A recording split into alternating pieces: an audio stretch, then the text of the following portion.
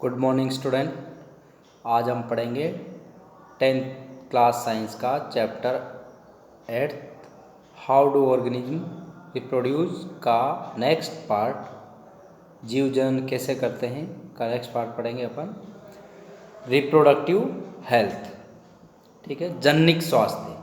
तो क्या होता है बच्चों जन्निक स्वास्थ्य? Reproductive health mean a total well being in all aspect of reproductive, जैसे कि physical, emotional, social and behaviour. Reproductive health का मतलब है बच्चों कि जो जीव है रिप्रोडक्शन में जो पार्टिसिपेट करते हैं, चाहे वो मेल हो या फीमेल हो, दोनों को ही भौतिक रूप से, सामाजिक रूप से और व्यवहारिक तौर पर उसके लिए तैयार होना चाहिए जनन के लिए, और मैच्योरिटी भी होना चाहिए, सेक्सुअल मैच्योरिटी भी होना जरूरी है, ठीक है। नेक्स्ट है कॉन्ट्रासेप्शन। कॉन्ट्रासेप्शन का मतलब होता है गर्भ निरोधन, मतलब जो अनवांटेड जो फिटस होता है या अनवांटेड जो प्रेगनेंसी होती है उसको हटाना या उसको रोकने का जो मेथड होता है उसको बोलते हैं कॉन्ट्रासेप्शन। तो देखेंगे बच्चों यहाँ पे, it is the avoidance of pregnancy. यह प्रेगनेंसी या गर्भधारण की क्रिया को अवॉइड करने का एक मेथड है। It can be achieve by method of contraception. इसको जो कॉन्ट्रासेप्शन के मेथड है उनके द्वारा प्राप्त किया जाता है, या गर्भ निरोधन की जो विधियाँ हैं उनके द्वारा इसको रोका जा सकता है। इसके जनरली 3 तरीके हैं या 3 मेथड हैं जिनको हम namely physical barrier, surgical method and chemical method. तो देखिए बच्चों, जो कॉन्ट्रासेप्शन के मेथड हैं या गर्भ निरोधन की जो विधियां हैं वो 3 प्रकार की हैं या 3 प्रकार से इसको रोका जा सकता है। सबसे पहला है फिजिकल बैरियर या भौतिक अवरोधन, दूसरा है सर्जिकल मेथड, शल्य क्रिया द्वारा इसको रोका जा। कुछ अंगों होते हैं रिप्रोडक्टिव ऑर्गन्स के, उनको काटना या ब्लॉकेज करना सर्जिकल मेथड के अंदर आता है। दूसरा होता है केमिकल मेथड, जिसमें हम ओरल पिल्स वगैरह को लिया जाता है मेल या फीमेल द्वारा, और इससे क्या होता है जो बॉडी हार्मोन्स होते हैं उनको अनबैलेंस कर दिया जाता है, जिससे कि जो टाइम टू टाइम वो एक रिलीज होता है वो रुक जाता है, उसको केमिकल मेथड बोलते हैं। तो सबसे पहले देखेंगे अब फिजिकल बैरियर। तो देखिए बच्चों, to prevent union of sperm and egg. तो ये जो फिजिकल बैरियर है इसमें स्पर्म और एग को मिलने से रोका जाता है। स्पर्म मतलब शुक्राणु और अंडाणु के जो मिलने की क्रिया है उसको फ्यूजन बोलते हैं या फर्टिलाइजेशन बोलते हैं। और इस फर्टिलाइजेशन की क्रिया को जब मिलेंगे नहीं तो फर्टिलाइजेशन नहीं होगा, तो इसको रोका जाता है। तो इसके लिए क्या क्या किया जाता है? Use of condoms, diaphragm and cervical caps. इसके लिए मेल जो पार्टनर होता है वो कंडोम्स का यूज करता है, और डायफ्राम एक कैप आती है उसका यूज करता है। सर्विकल कैप्स होती है जो फीमेल के यूटेरस में ये लूप नुमा स्ट्रक्चर होती है जिसको लगा दिया जाता है। सेकेंड है सर्जिकल मेथड, शल्य क्रिया द्वारा, also called sterilization in vasectomy. The vas deferens of male is block to prevent sperm transfer. तो देखिए बच्चों, इसको वेसेक्टोमी को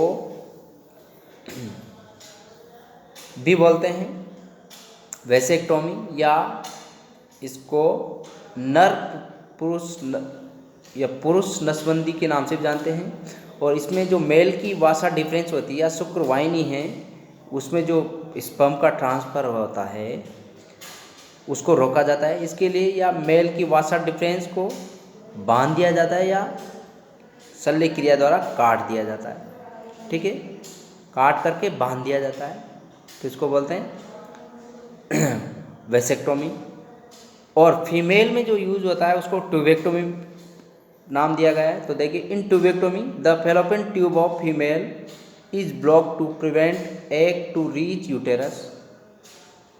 तो देखिए बच्चों, ट्यूबेक्टोमी में जो फीमेल की फेलोपियन ट्यूब होती है या अंडवाहिनी होती है उसको ब्लॉक कर दिया जाता है, जिससे कि जो एग होता है वो ओवेरी से रिलीज होकर के यूटेरस तक नहीं जा पाता है। जब फेलोपियन ट्यूब में होता हुआ यूटेरस तक नहीं जाएगा तो स्पर्म से उसका फ्यूजन नहीं होगा और फर्टिलाइजेशन की क्रिया रुक जाएगी। ठीक है, ये हो गया। इसके बाद में नेक्स्ट जो है एक और टेक्निक है, कॉपर टी है। टी शेप एक लूप होता है मेटल का बना हुआ, उसको क्या किया जाता है, copper T is place in uterus to prevent pregnancy. इसको फीमेल का जो यूटेरस होता है उसमें रख दिया जाता है, वो जो क्या करता है, प्रेगनेंसी को रोक देता है। ठीक है, बट इसके कुछ हार्मफुल इफेक्ट है बच्चों। इससे जो फीमेल का यूटेरस होता है उसमें इसकी जो डिस्टरबेंस होने के कारण इरिटेशन या तनाव या कुछ कैंसर जैसी घातक बीमारियां भी हो सकती है। ये सर्जिकल मैटर भी थोड़ा कॉपर टी वाला रिस्की है। वेसेक्टोमी ट्यूबेक्टोमी बिल्कुल सेफ मेथड है। इसके बाद में आता है केमिकल मेथड। तो देखिए, ओरल कॉन्ट्रासेप्टिव, इसको OCS भी बोलते हैं, ओरल कॉन्ट्रासेप्टिव। ठीक है, change the hormonal balance to check the egg release in female. इससे क्या होता है, बॉडी जो फीमेल की बॉडी होती है या फीमेल जो पार्टनर होता है उसकी बॉडी से जो हार्मोन्स होते हैं, सेक्सुअल हार्मोन जैसे एस्ट्रोजन और प्रोजेस्टेरोन, उनमें चेंज हो जाता है, बैलेंस असंतुलित हो जाते हैं वो हार्मोन, जिससे एग का जो अंडोत्सर्ग होता है या एग रिलीज होता है हर मंथ, महीने की 14वें दिन या 12 से 18वें दिन के बीच में वो चेंज हो जाता है। ठीक है, तो इसको बोलते हैं ओरल कॉन्ट्रासेप्शन। ठीक है, तो इसको संक्षिप्त में OCS के नाम से भी जानते हैं। OCS कॉज साइड इफेक्ट, इसके कुछ साइड इफेक्ट हैं, इसलिए ये लेना सुरक्षित नहीं है।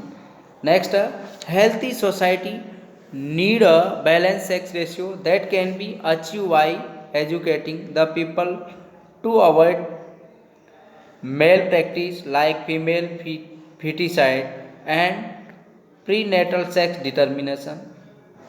स्वस्थ समाज के निर्माण के लिए एक उचित लिंगानुपात का होना जरूरी है, जिसके लिए क्या जरूरी है, जो मनुष्य हैं उनके लिए अच्छी शिक्षा की व्यवस्था होनी चाहिए, मतलब अच्छी जानकारी होनी चाहिए रिप्रोडक्शन के बारे में, जननिक स्वास्थ्य की अच्छी जानकारी होनी चाहिए। ठीक है, और जो फीमेल जो फीटिसाइड और प्रीनेटल सेक्स डिटर्मिनेशन होता है, गर्भावस्था के दौरान जो पूर्व लिंग निर्धारण का जांच होता है या सेक्स डिटर्मिनेशन के लिए जो जांच करवाई जाती है, या जो फीमेल जो फीटस होता है या मादा भ्रूण होता है उसको नष्ट कर दिया जाता है भ्रूण मादा के गर्भाशय में। तो इसके जो गवर्नमेंट एजेंसी द्वारा जो प्रतिबंध लगाए गए हैं उसकी जानकारी समाज में या लोगों को देना चाहिए सोसाइटी में, कि ये भ्रूण हत्या, कन्या भ्रूण हत्या अपराध हैं, या लिंग निर्धारण का पता करना भी अपराध या अपराध घोषित कर रखा है गवर्नमेंट ने। तो ये सब नहीं होना चाहिए। नेक्स्ट है, अब देखिए सेक्सुअली ट्रांसमिटेड डिजीज। देखिए बच्चों, लैंगिक जनन के दौरान मेल और फीमेल पार्टनर में प्रगाढ़ संबंध स्थापित होते हैं, जिससे एक स्वस्थ शरीर वाले व्यक्ति को भी संक्रमित व्यक्ति से डिजीज या रोग फैलने की बहुत ज़्यादा संभावना होती है। तो उसको बोलते हैं, जो एक व्यक्ति से दूसरे व्यक्ति में या लैंगिक संबंध बनाते समय इस प्रकार के रोग होते हैं तो उनको बोलते हैं सेक्सुअली ट्रांसमिटेड डिजीज, या इनको एसटीडीज भी बोलते हैं। तो ये दो प्रकार के होते हैं बच्चों। एक तो होता है वायरल एसटीडीज और दूसरा होता है बैक्टीरियल एसटीडी। वायरल मतलब जो वायरस के द्वारा होते हैं, फॉर एग्जांपल है HIV और एड्स, ठीक है, और वार्स। ये 3 वायरल डिजीज हैं जो एसटीडीज या सेक्सुअली ट्रांसमिटेड डिजीज के अंदर आते हैं। और दूसरे हैं bacterial STD disease, for example उसके हैं सिफिलिस और गोनोरिया। सिफिलिस और गोनोरिया ये भी सेक्सुअली ट्रांसमिटेड डिजीज है और बैक्टीरिया के द्वारा एक व्यक्ति से दूसरे व्यक्ति में फैलते हैं। Next, STDs are communicated during unsafe sexual contact. जो एसटीडी डिजीज होते हैं वो फैलते हैं कब? असुरक्षित लैंगिक संपर्क के द्वारा। तो इस प्रकार से बच्चों ये आपका चैप्टर कंप्लीट है। ये वाला जो आज टॉपिक अपन ने पढ़ा है ये आपके सिलेबस में है इस वर्ष, तो यहाँ से क्वेश्चन आ सकता है, ठीक है। तो आप इसको ध्यान रखना है। ये आपके चैप्टर एक्सरसाइज है, इसको मैं आज आपके व्हाट्सएप ग्रुप में डाल दूँगा। इसको आपको सॉल्व करना है। जो क्वेश्चन नहीं आता है उसको आप मुझसे पूछ सकते हो। देखिए पहला क्वेश्चन है, where is the DNA present in the cell. DNA हमारी कोशिका में कहाँ उपस्थित होता है? तो बच्चों आपको बताया था मैंने, कहाँ होता है, कहाँ होता है? DNA प्रेजेंट होता है कोशिका के अंदर पाए जाने वाले